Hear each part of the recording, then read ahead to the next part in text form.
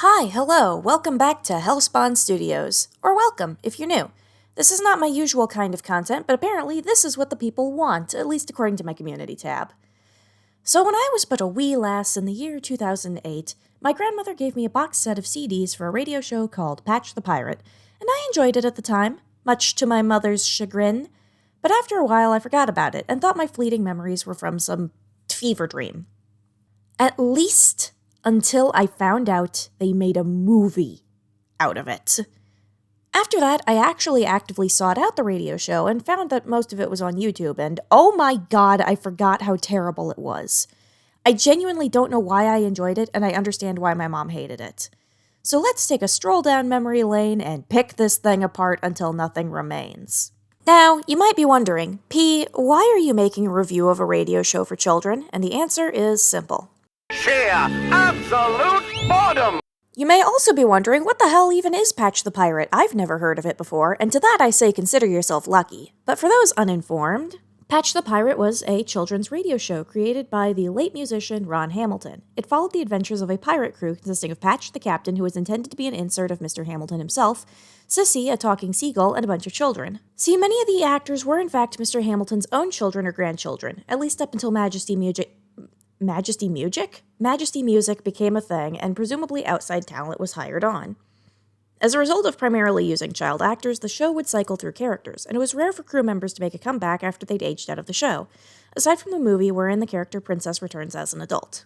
The show was intended to teach children Christian values, or at least Ron Hamilton's idea of Christian values, and we'll get into that later. Each episode focused on a different topic, though it often pulled in other things pertinent to children and preteens as well. There would be a main story with songs that were vaguely related to what was going on cut into it. These songs ranged from actually pretty good to auditory assault. The show has a grand total of 42 episodes and spanned from 1981 to 2022, ending shortly before Ron Hamilton's death, to my knowledge, but Majesty Music may still be keeping the thing going, with the most recent installment being Mystery Island. In 2018, a movie adaptation called Operation Arctic was released, but is only available through Majesty Music's website and like one streaming service. So that's the basic rundown.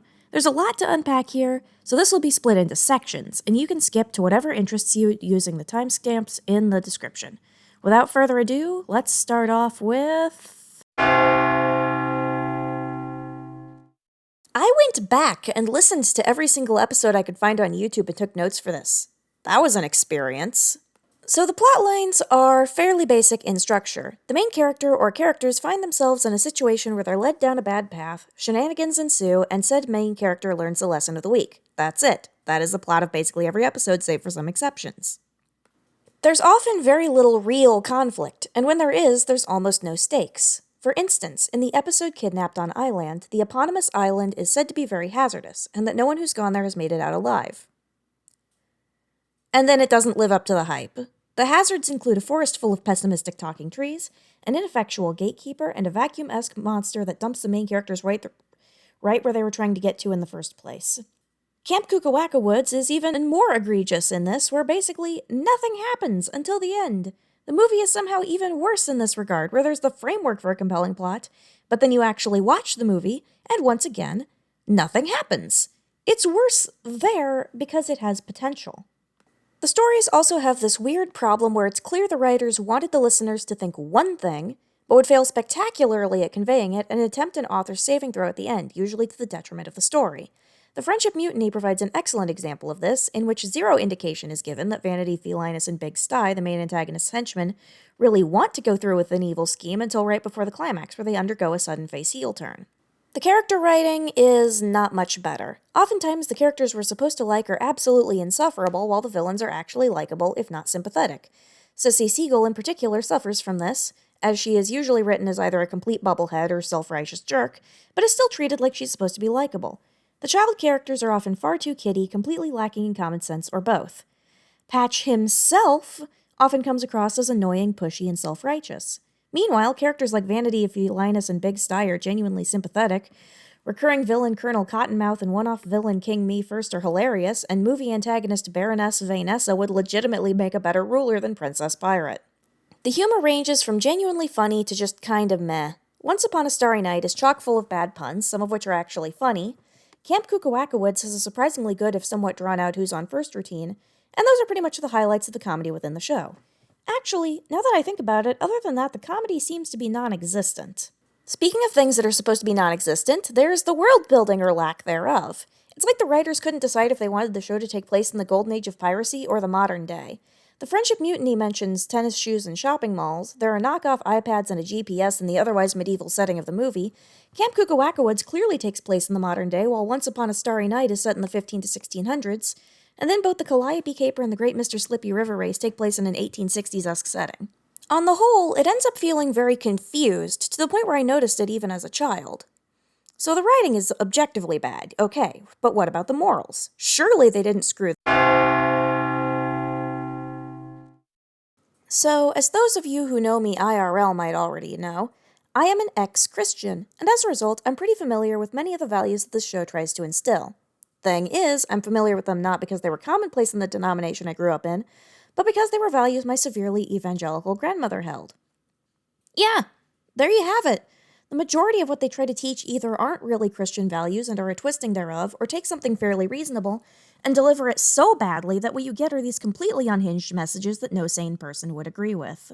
Oftentimes, there is an intended moral and what you're likely to get if you're a normal human being. For example, Kidnapped on Island attempts to convey the message that selfishness is a bad thing. But their example of that is the main character snapping at Patch and Company for trying to push him into joining in their hymn-singing routine when he doesn't want to. What this ends up conveying is that setting boundaries and actually standing your ground are a bad thing. At least if the person you're standing your ground against is trying to save your immortal soul. The same episode also tries to push the idea that you should put God before everything else, including your own values. I have my own opinions on that, but I will not get into that there. In a similar vein, the Friendship Mutiny attempts to convey the idea that you should be careful who you hang around because some people are bad influences, but it becomes very clear, very fast, that when they say bad influence, what they mean is isn't Christian or isn't Christian enough, which is not only ludicrous, but actually goes against their own religion's tenets. From my recollection of what I was taught, Christians are supposed to reach out to those outside of their belief system. This same episode also uses Matthew chapter 6 to try and say that Christians shouldn't, quote, waste their time worrying about clothes, end quote. The problem is, this was used to shame an adolescent girl for being self-conscious about her appearance. Seek ye first the kingdom of God and his righteousness, and all these will be added unto you. And you're not allowed to care about your appearance are not the same sentence, and anyone who can read can see that. But surely they wouldn't pull the don't have an identity outside of God thing a third time, right? Of course they would. What did you expect? See, there's not a lot to say about the movie, because the plot isn't there, but there's this whole thing about following your heart and being true to yourself, which would be great if it weren't coming from the bad influence characters. The whole message of the movie is that you should be fully 100% devoted to God, at the expense of your identity and personal values. I wish I was joking. I wish I was exaggerating for comedic effect. I am not. This is real. Do you, Princess Pirate, solemnly swear to rule as a goodly monarch ought to rule, to remain humble and stay true to God's word? Wow, theocracy, how lovely. Then again, that shouldn't be a surprise given how much focus this show has on blind obedience to authority, as evidenced in Camp Kukawaka Woods. Damn, that was a good segue. Okay, so Camp Kukawaka Woods was supposed to be an allegory for the final judgment at the end of days. That does not explain why one of the songs has this. Say yes, sir, and do it. Say yes, man, and hop to it. Don't stop to think, don't even blink. Don't stop to think, don't even blink? Is this a camp or a cult? This continues with the fact that Sarge, the camp director, clearly has no clue what he's doing and is still treated with unwavering respect and obedience. And the one character who thinks he's an idiot, and rightly so, is publicly called out for it. This ends up being the entire theme of the episode. There's also a recurring thing with characters apologizing and asking for forgiveness when they did nothing wrong, at least of their own volition. This is most egregious in the Friendship Mutiny and Kidnapped on Island, where the characters in question were manipulated and in Silas's case literally did nothing wrong. So the writing sucks, the morals are worse, but surely that's the worst thing about the show, right? When you think of children's media, do you think of horrible depictions of Asians and Native American sacrilege? Yeah, me neither, but guess what's in Patch the Pirate? I will once again bring up Camp Kukawaka Woods, starting with the camp cook, whose name is, I kid you not, Hu Flung Chow. He is canonically an atrocious cook, uses roadkill in his dishes, and sounds like this.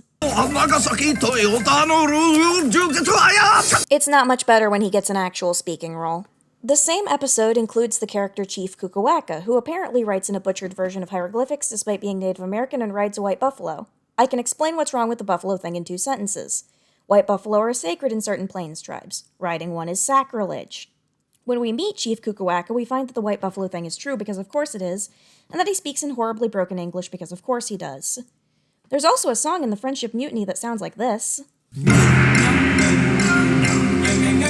am I even supposed to say here? This is commendably horrible. Let's just move on.